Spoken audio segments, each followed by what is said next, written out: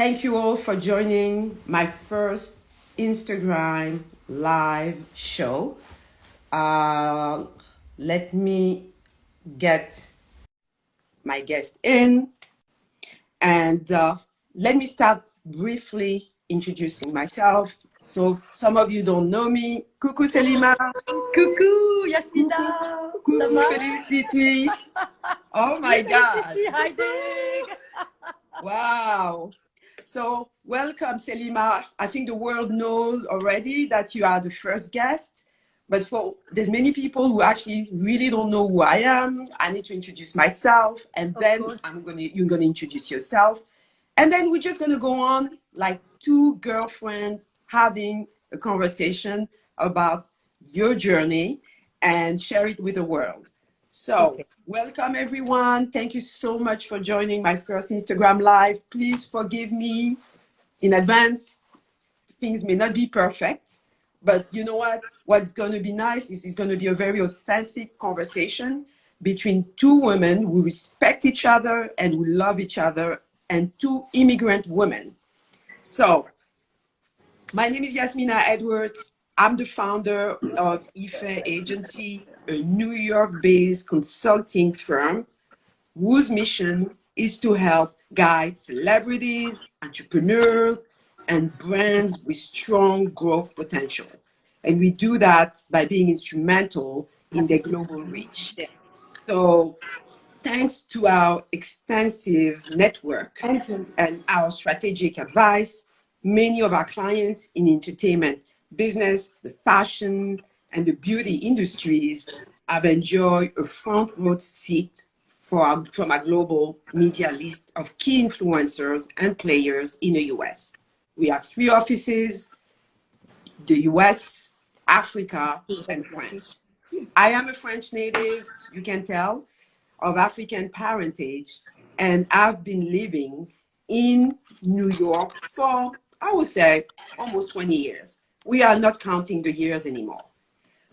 I decided to do an Instagram live titled Breaking New Ground show because 2 years ago, in the middle of the pandemic, I wrote an article titled How an Immigrant Mindset Can Help Cope with COVID in America. And basically it was a personal story of me coming to the US 20 years ago as an immigrant and going through all my challenges.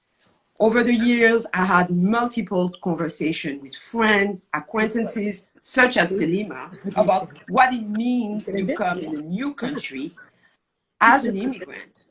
So here we are, this Breaking New Ground show.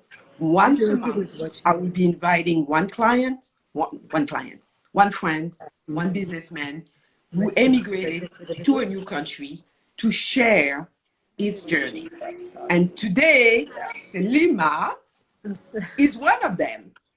And I don't want to say too much. The only thing I want to say is she is the founder of Selima Optic. It's an iconic brand based in New York City. Jay-Z, Beyoncé, Kim Kardashian, who else am I missing? Vanessa Paradis. Many, many people have worn her brand. So Selima, thank you so much for being here today, for accepting to do an Instagram live, because she said no to everybody. And she agreed to do it for me. And I am very humbled and very happy that you agreed to do it. And one more thing before I let you speak. Selima has always been there for me. Selima, one day, I want to share that the world know, because I already shared that on social media. I had a client, a designer, who was my client and needed to get access to the CFDA. I went to see Selima. I said, Selima, can you help me? She said, I'm a board member. She picked up her phone, made the call, and made it happen. That's who you are, and that's the type of person you are. And I want to thank you for being so supportive. Now, thank you so much. So Selima, you were born in Tunisia, you studied in Paris, and then you moved to the US and you launched Selima Optic. But we need to start from the beginning. Okay. between Thank the you. time. First of all, I want to Yes, go thank you ahead. so much. No, I want to thank you so much, Yasmina, for inviting me to this live talk. And like I said, this is the first time I'm doing it, and I'm a little bit, I might be lost. I know, like Felicity told me, you should wave at people, because I see some of my friends that I Yeah, adore give the out there. people Yes. shout outs. Yeah, I should say hello. Yeah. Thank you for joining. But I have no idea. I'm like an old person You're who a doesn't know. TikTok star now. No, people are making comments. Some people Yeah. say on doit parler Yeah. en français. Oui, Some je peux people parler en said, I don't know français who's si vous Aurélien, tu es préférez. belle avec des lunettes, so I don't know if it's you. What? Coucou Florence, go ahead. Cuckoo. Yeah, no, thank you so much. It's very exciting. It's really new for me. And Yasmina, I think what you're doing is amazing. I love I think you're an incredible woman, full of, passion and dedication for the people that you know and the people you work with. And this is why I felt like I had to do it for you. Even though if I'm a little shy, I'm sorry, I have to put back my sunglasses on so I can hide. Please But wear them. anyway, This is what you sell. yeah, exactly. Yeah. Then no, I moved to America in 1990 actually, and I was working. Well, after when I went to study optics, I became an optician and optometrist in Paris, and I started working for a French company called Royal Optique. That's where I learned to do bespoke eyewear. I was really young, and I loved it. We were dealing with like the most incredible clients worldwide, and I was doing everything like doing the eye exams, cutting the lenses, selling. It was an incredible, how do we say, like school outside of school. And then I moved to, I started working for Alan Mickley, and I was not only his optician, licensed optician, but I was also what they called the brand ambassador back then. And I was in Oops, charge of, let's pause for a minute. Alan yeah, Mickley is an institution. yes, yeah. So, so you started working with Alain Mickley when you were in Paris? Yes, in Paris. And I was Okay. the one I opened the first Alan Mickley store in the world, which was in Paris in the Marais. And what happened is I was in charge of opening all the stores. And I opened in France, in a few towns in France only, and then came to America. And I was supposed to go to Japan after America. But the first time I set foot in this country, it was like, I felt like I was home. This was my home. I felt free. I felt happy. Then I worked for Alan for 3 years, and I decided to open my own business. I was like, this is where I'm meant to be. I met my husband, actually, it's funny, he's French, in New York as well. And my kids were born in New York. They're true New Yorkers. And we live still on the same street nearly 30 years later. And New York, like I said, is home for me. And that's what I've been able also to do to do what I wanted to do without being criticized, without being like, here, people are not afraid to fall. You can fall because they know you will stand back again, you don't feel judged or anything if you make mistakes, which is incredible. So this is important what you're saying, because a lot of people are watching and hopefully will watch the replay. The transition, you being a successful working for Alain Mickley and you deciding that it was time to launch your brand. What happened in between? It was just like, is it New York was a source of inspiration, or just like, you know what, it's time? Because we're talking about the 90s. The 90s, being an entrepreneur is not like the year 2000 or 2022 being an entrepreneur. So what can you kind of walk us through your mindset? Yeah, what happened is then I was working for, like I said, Alan Mickley. I was very, very close to him. And the store was on Fifth Avenue, downtown, 15th Street. And I loved it. I could do everything. But the thing is, Alan only wanted his brand. He was not open to having any other brands. And I was somebody who was very curious about the industry. I was obsessed with vintage. I was going to the flea markets, collecting all these vintage glasses and everything. And then I was always telling him, Alan, what about selling other product? And he was like, no, I only want my line. So, okay. And then I stayed with him, and I was working by Soho. Soho was a dream for me. It was like the artist neighborhood, the untouchable neighborhood. And I was like, oh my God, this is so beautiful, full of incredible, vibrant energy. This is where everybody was. Keith Haring, Basquiat, everybody was downtown. And you could feel that energy. Like, it was raw. Back then, when I opened the store, on Broome Street. It was still like people were a little scared of the neighborhood. It was not super clean. It was not what it is today. And I was walking by and I see this store for rent. And I was like, I'm going to take a chance. And it was, of course, a challenge. I didn't have much money. It was all, I remember I couldn't sleep for days. I took a chance. I was very lucky. It was not through, how do we say, it was not through a real estate company, because they would have asked me for financials that I didn't have, obviously. I only had my paycheck. But it's funny because I found the space. I was working for Alan until July. And my son was born in July, I worked for Alan until June 30th, actually, 1993. July 7th, my son was born. And September 9th, I opened my store. Like September 9, what year? So, sorry, 1993. What year? September 1993. Wow. Yeah. And then what happened is I was like, oh my God, it's like I have a baby at home. I had a dog also back then, only one. Now I have four. And the dog was Elvis. He was like my, people were obsessed with Elvis. It was a black Sharpei, very calm. I'm a little bit like, I'm really like the North African typical, full of energy with a super calm dog. The baby was calm, which was amazing. I was the one who cared for and everything. And to be honest, I opened the store with so much fear and anxiety. I couldn't sleep. I was like, maybe I'm risking like everything that I don't have, by the way. It's not that everything that I have nothing. And I'm like, what am I going to do? And I will never forget, I opened the store. I made it like kind of a garden, very, very, how do we call it, empty. There was a garden table with like benches. I put the thing, that's what I was going to say also.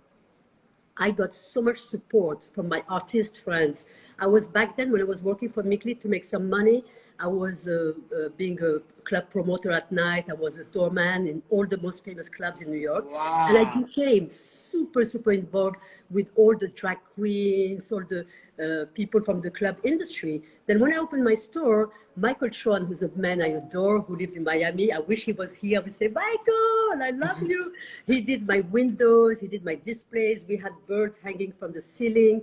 Wow. And I opened why on September 9th, because that day was the opening of all the art galleries. Back then, Soho was still an art gallery neighborhood.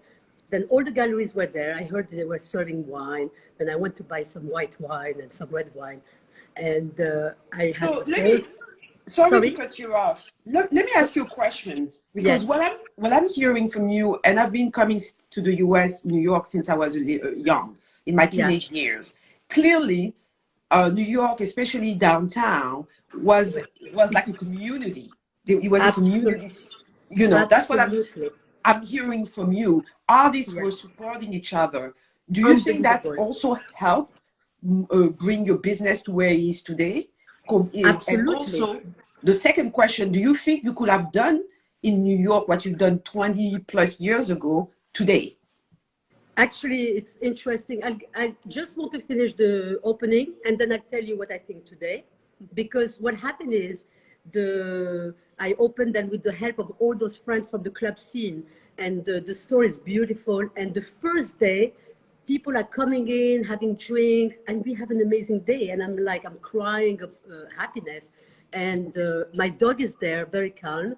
And back then, I'm going to be like, it's interesting what I'm going to say, but before the pandemic, I would have told you that what I did, my dream, was impossible to reproduce in pre-pandemic, because the rents went up the roof. I'm not going to tell you how much I'm paying today, but it's like compared to what I was paying back then is ridiculous. I mean, the rents are very high. The salaries are much higher too. I mean, I had in 1993, this guy who came to work for me, and I said, I cannot pay you. He said, yes, I know you will pay me. I said, no, I cannot pay you. I have no money. He said, I don't care. I'm working with you. If you pay, if you can pay me, you pay me. But and today, that's what I was going to say. After the pandemic, I feel the same energy and the same, how do we call it, possibilities that I got in 1993. Honestly, 2018, 19, there was no way when young designers were coming to see me, should I open a store? I'm like, try to open a pop-up for a month, or let me help you here, but don't open stores. It's too much of a huge responsibility. But now there's so much help, and also there's so much like, I'm still in business thanks to the support of my friends and the friends of my friends. It's unreal. I've never had enough money to do like big advertising. I never advertised anywhere, to be honest. And then just word of mouth, friends, and it's incredible. New York is, for me, the most amazing city in the world, I have to say, Yes. because it's like the melting pot at all levels, not only racial, but it's also like social and everything. People, I live with so many different people. You can't have that anywhere else in the world. And also people, when they think you belong, they support you. My store was looted. There was a GoFundMe done. People donated. It's unreal. It's Wow. And I unbelievable. do remember that. Okay, I didn't realize that they were GoFunded. So I'm going to say a few words, Selima, in French, because I'm getting Oui. those messages. Ah, ok. Moi, c'est bien, j'arrive pas à lire. Donc, coucou. Alors, je reçois des messages en français, s'il vous plaît. Oh, Donc, désolé, oui. we're not going to switch it all in French, mais je vais juste simplement dire, l'histoire de Selima est incroyable. Sa marque est iconique à New York. Elle a ouvert sa première boutique en 1993. Et elle disait, c'était à l'époque où il y avait tous les artistes, Basquiat, la culture des drag queens. Il était parti, hein, Basquiat, mais c'était juste, tu sentais l'énergie encore. Oui, oui, mais quand tu dis parce que je ne Basquiat, t'ai pas rencontré. Ouais. exactement, c'est juste quand on dit Basquiat, ça veut dire que c'était une époque, tu vois. Et donc voilà, et elle disait qu'elle a pu ouvrir son magasin à cause de toute cette communauté et que le Covid, en fait, a permis à changer un peu cette mentalité parce que durant le Covid, je le dis en français, je le dirai en anglais, durant la marche de George Floyd, son magasin a été attaqué, on a volé et elle a pu justement récupérer. Enfin, tu as levé de l'argent, c'est ça? Par GoFundMe? Je n'ai pas levé beaucoup d'argent, mais c'était même pas l'argent, c'était parce qu'on a été fermé brutalement. Il n'y avait pas de. Et c'est des gens qui ont dit let's do something for Selima. That was amazing, you know. I was uncomfortable. I was like, they were my kids, their friends. Everybody was like, we have to do something for you because we want you to come back. People got worried that I was going out of business because as a small company, because you know the truth is the rents were not forgiven in New York, you know. And here I was with all this, how do we call it, debt, and like panicking. And that's why people were like, okay, we have to do something. But it didn't have to do with it wasn't because of the looting that we got the. Okay, it's what of your people, people who because knew of the you. situation, yeah. Okay, so this is great to hear because I always said that this is what the COVID did to the world, the silver lining. If we can see a silver lining, I think Absolutely. that people started reassessing their lives and also understanding that we only have each other, and everything is not necessarily transactional. I think that because you see your neighbor going through something, you should also be involved. And the thing is, you've always been like that, Selima. Before COVID, after COVID, but some people were not, So this is a beautiful story. Now, I would like to discuss about your running businesses. You have like 4 stores in New York: Bond Street, Soho, NoHo, and Madison Avenue. Yes, yeah. You have one on the West Coast in Santa Monica. And you also I closed the Santa Monica. Now I'm in Brentwood. Okay, and which one do you have in Paris? Place des Vosges? I have 2 in Paris. Place des Vosges et au Palais Royal. Place des Vosges au Palais Royal. Toutes les jolies filles sont à marier. N'est-ce pas? So, for me, your story is unique because you come from Tunisia, at least North Africa, moved to Paris, came to New York, and built this brand. You're an immigrant. And I always say, us immigrant, because I'm also a French immigrant, I moved from France to New York.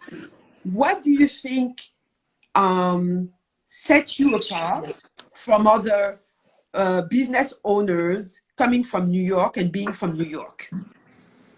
As an immigrant, you mean? As an immigrant, do you think that mindset, you have a different mindset?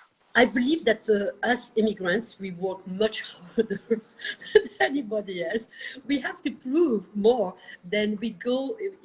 I mean, we're not afraid to work like all my immigrant friends, actually, because most of my friends in New York are also a lot of immigrants. They worked so hard to build their brands, to build their businesses, and they're usually like not afraid to do as much as possible, you know, and not be only integrated in the society we live in, the town we live in, but they like you go, you work hard, you have passion, we're dedicated, and we want to prove something maybe to our parents, our ancestors, prove that we can make it somewhere, you know. And when you make it in New York, you can make it anywhere. Anyway, as they say. That is completely right. So, two question about your business. When did you? Because you have several stores, and I know you opened a few over the years.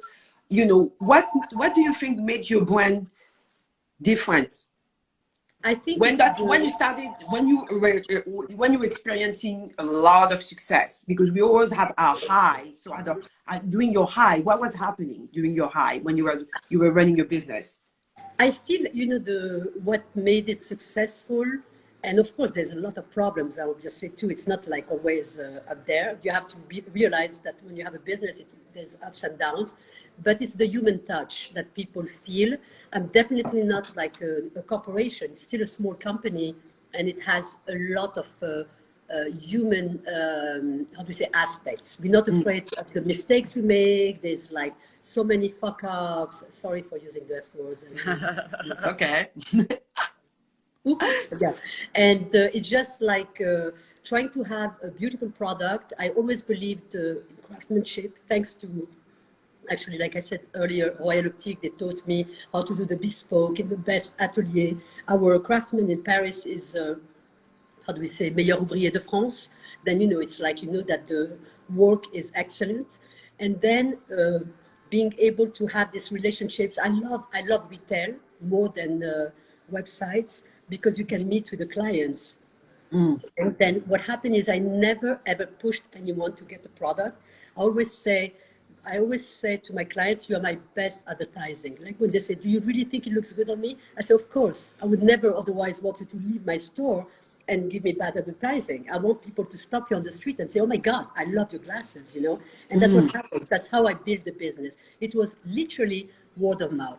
Lenny Kravitz works in Monday because he's visiting. Oops, pause. Yes. Lenny Kravitz, Yes. guys. No, but listen, it's so funny. But we're talking even about celebrities. Lenny Kravitz stops in one day, says to me, oh, my friend Sean Lennon lives down the street, had his studio where Yoko Ono and then he goes, brings back Sean Lennon, and then brings me Maxwell. It's like, we talk about celebrities, and they all bring, when they discover something and they feel like, also in New York, the great thing is like people don't really, I mean, now maybe it changed, but there's not like all this paparazzi following you around. It was very comfortable, very, how do you call it?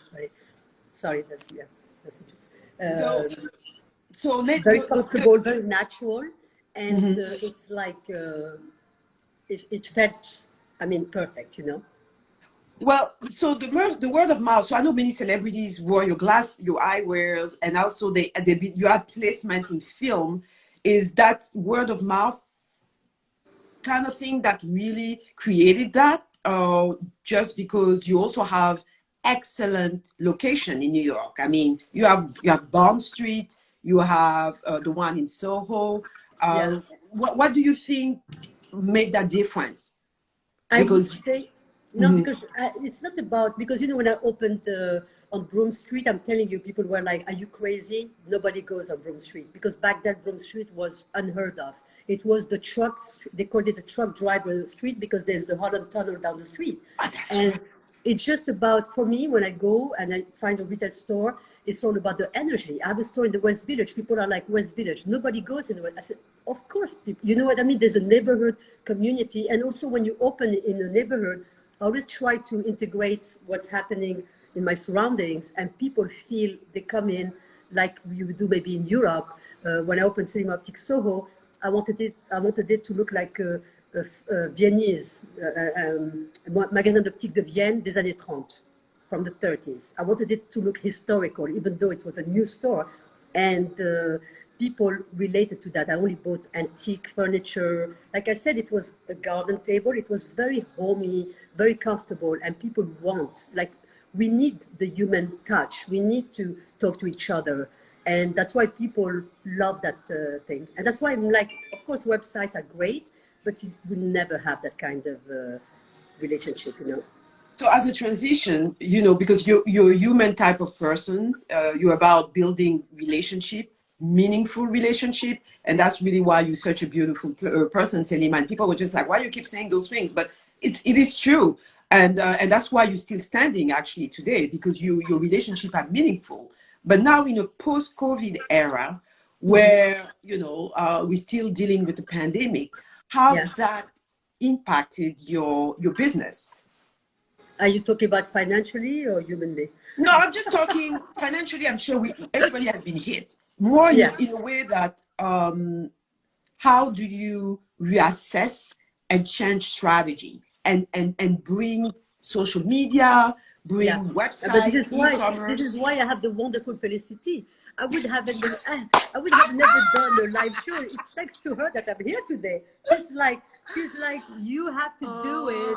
I'm going to kill her afterwards. By the way. My neck, my neck. That's why I'm like, you know, we have to we have to show that we're still here, because some people also don't know. Like, a lot of people in New York, unfortunately, are not back yet. They moved out. It's funny. I live on Bond Street, the building across the street, there's actually celebrities. The building is still empty. It's insane, because they all Wow. staying out, because there's all these surges with the new variants and everything, and people are worried. I see a lot of people still wear masks, you know. Then for now, we're trying to push our social media.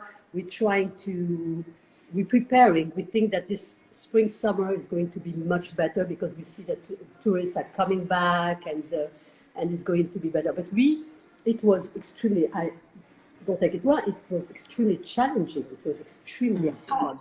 And for 2.5 years, no, my phone doesn't stop, sorry. Yeah. I don't And know if also, I could do the reality also is in the eyewear business. I don't want to get into it. It's so easy now to buy eyewear online at a very expensive price. And you're doing the right thing with Felicity, because people want to buy into the person who's behind the brand. Yeah. I always say that to people, and I'm sure Felicity says the same thing to you. You know, Selima Optic, who's Selima?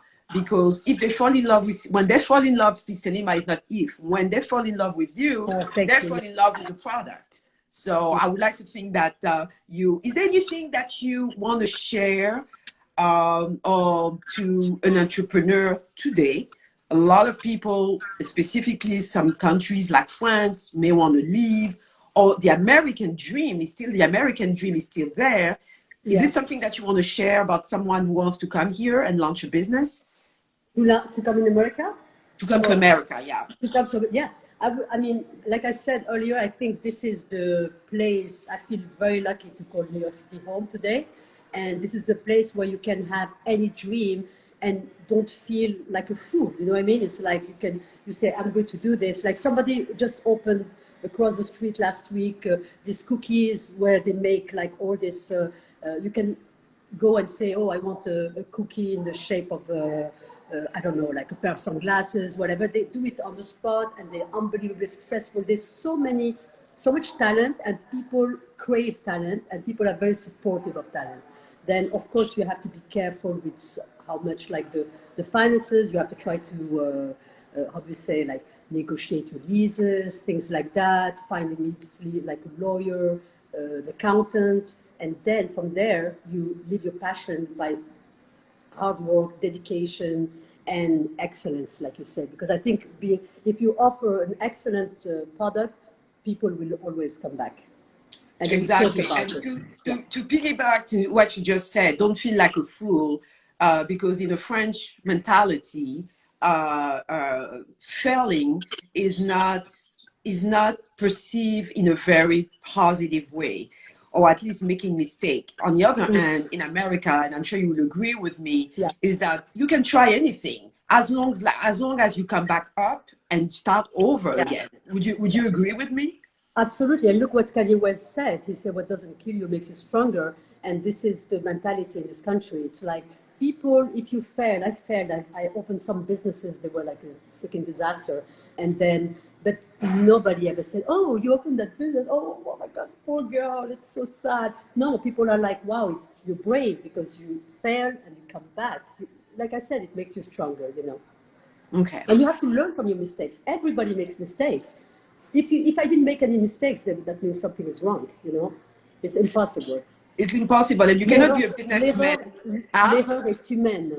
Complètement. L'erreur est humaine. Et d'ailleurs, je vais le dire en français pour ceux qui me demandent de parler en français. Comment on dit ça en français? Le rite of passage, I forgot how you said that in French. Pour réussir, pour être successful dans un business, si tu n'as pas eu d'échec, tu ne peux pas être successful. En fait, c'est vraiment, tu es d'accord avec moi, c'est vraiment absolument. C'est vraiment la devise qui est importante. Donc, je vais passer à les questions que je vais appeler mes questions récurrentes. Comme tu vis à New York, je sais que tu as travaillé beaucoup dans le cinéma, so I'm gonna go into my recurring questions because I know you work in film and with a lot of actors. Mm-hmm. Can you share with me one film that you like and one film where your eyewear, your brand was in it? Do you know a title? Yeah, like for example, one movie that I think is unbelievable is Drive with Ryan Gosling, and he's wearing through the whole movie my frame the money too. And which one? I'm sorry, I didn't hear you. Which one? Which film? The Ryan Gosling in Drive. Drive is a masterpiece. Okay. It's like Steve McQueen in a Bullet. Yeah. You know, it's like huge. And in the movie, he wears my glasses from the beginning to the end that he bought in one of my stores. And what happened is this is always on a waiting. This frame is always on a waiting list because we produce very limited editions. And then they sell out, and we reproduce them. And people, since the movie came out in 2011, I think, it was 2012, and wow.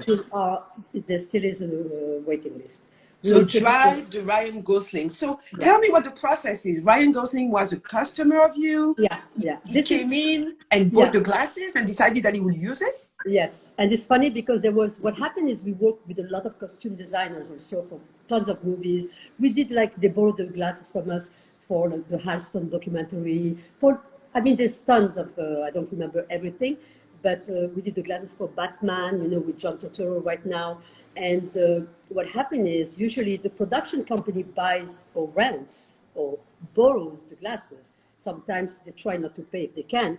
But Ryan Gosling bought the money in actually 3 colors, but he wore the brown one in the movie. And the costume designer told him to change. She had something else. He said, absolutely not. These are my favorite glasses. And it was all over the news. It was amazing. And the funny thing also, he made another movie, I don't know if it was before or after, called Crazy Stupid Love, where not him, but he wears them, but he gives them to Jimmy Carroll, another style of ours called the Chad. And the Chad is also on the waiting list. It's funny. Those 2 frames, Ryan Gosling has an amazing power. And it's funny because I did glasses for so many celebrities, but some of them bring you business, some don't at all. It's weird. Yeah, and I know also that you, I don't know if you work with June Ambrose, who's now the stylist, who was actually Jay-Z's stylist, and she's actually now the creative director for Puma. Are you still collaborating together? Yeah, we have an amazing collection together, and we did, it's our 4th season, and oh my God, my phone doesn't stop. People are just very popular. Selima! Very popular. People just don't know. Selima is a star in her own world. No, June is amazing. I adore her. I've known her forever. I've known her since I opened, actually since 1993. Then we're great friends, and I'm so proud of her success. And now her daughter is it's insane, But we still we have amazing collaboration. I've been following her since her day as styling back in the 90s, 2000 in the hip hop world, and I'm so proud of what she's doing now with Puma. So my second question is, Oh, is it the second? I thought it was the last one. It's almost over. We're having a little conversation. One question that I have is, one thing you would tell your younger self, Selima? What? One thing that you would tell your younger self? Well, if you were 16, with what you know today, what would you be telling yourself if you were 16 years old, before you achieve all of that? No, I would be like, don't be, I went through phases where I was really scared, but I would be, don't be scared, things like that. But I don't, I feel very blessed in the sense where I left my country. I mean, I was born in Tunisia, lived in Algeria, went to study in France, and came to America. And I came really young, I was 20 years old, and I feel very lucky to have done it. And I would be like, follow your dream, don't be afraid, don't be scared. There will be bad moments, but they will be forgotten quickly, because you have to enjoy life and try to help people. I have to say one thing, helping people helped me. If I was somebody who was also, I always say, if I was somebody who was very égoïste, tu vois, I wouldn't be where I am today. It's just because by helping people, I got helped in return. And not by the same people, but you know what I mean? It's like kind of a Buddhist kind of philosophy. Yeah, that's a good karma. When you help people, people help you, and vice versa. Right. And Always. last question, because you live in New York, and some people are joining us. I see people from Dubai, mon homonyme, Yasmina. I see people from Canada. What is your two favorite restaurants, two spots in New York that people need to check out, especially now that, post-pandemic, a lot of places have closed? Any restaurants, place that people should go when they're in New York? This.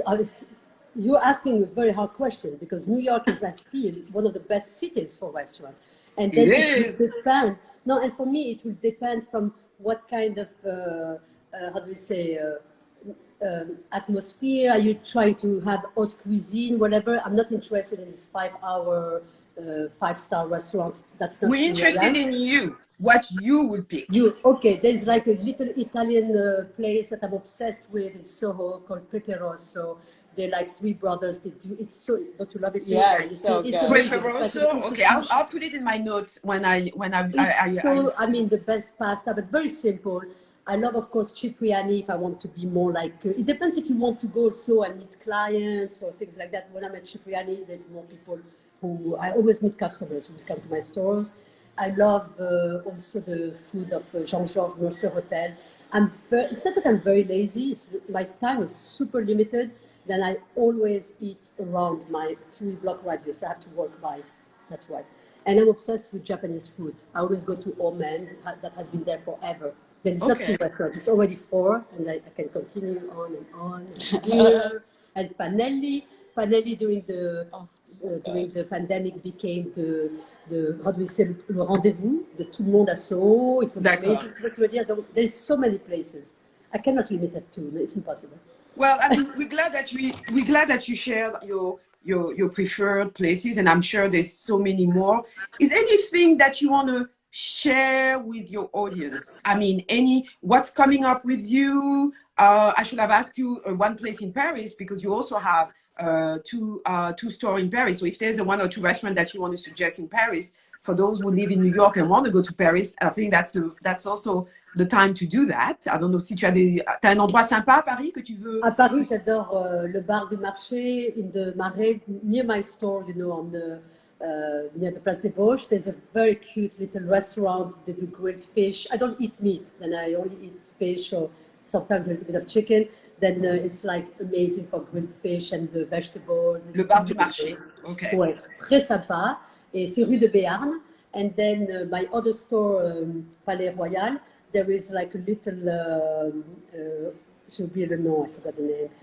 In Paris, I feel like it's so easy to find like all these like bistro. Yeah, I always try to stop by and I'm more, it's funny, in Paris, I'm more, I take more risks in food. I'm less scared. In New York, I have to go to the same places, but in Paris, I can go and try a new restaurant because I can be unbelievably well surprised, you know. Well, there's one thing you and I would agree that we would always miss from Paris. It's probably the food, you know, if The anything what? else. The what? No? What did you say? I I said didn't there's hear. one thing if that we both will agree on. If there's one thing that we miss is the food from France, from Paris. Yeah, going to, you know, here it's funny, we always like for the lunch break, we order food or we go get sandwiches and everything. In Paris, you can go sit in a little bistro for 15 euro. You have your Yes, plat du jour, dessert, and coffee. Here, yes, you add a yes. zero. That's the Yeah. beauty of Oh, totally. yes. That is the beauty. That is the beauty. That is the beauty of Paris, and that is the Yeah, beauty of yeah. France. But Paris we is also it. both agree, and we probably going to end on this note. When it comes down to do business, New York is still the best place. Yeah, when it comes to business, New York is much better. But I have to say one thing, I'm madly in love with Paris. I think Paris is one of the most beautiful cities in the world. It is. I It is. love I love visiting, but I love living in New York. I feel like New York. I feel like a New Yorker actually. I love the mentality of people, the energy. The energy here is unbeatable.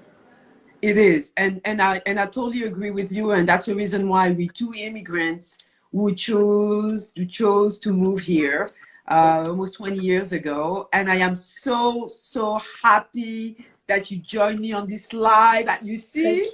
c'était Thank pas, you. it wasn't that bad, you Yeah, know. thank you. It was Thank better you than I so thought. much. Hein? Thank you. Merci.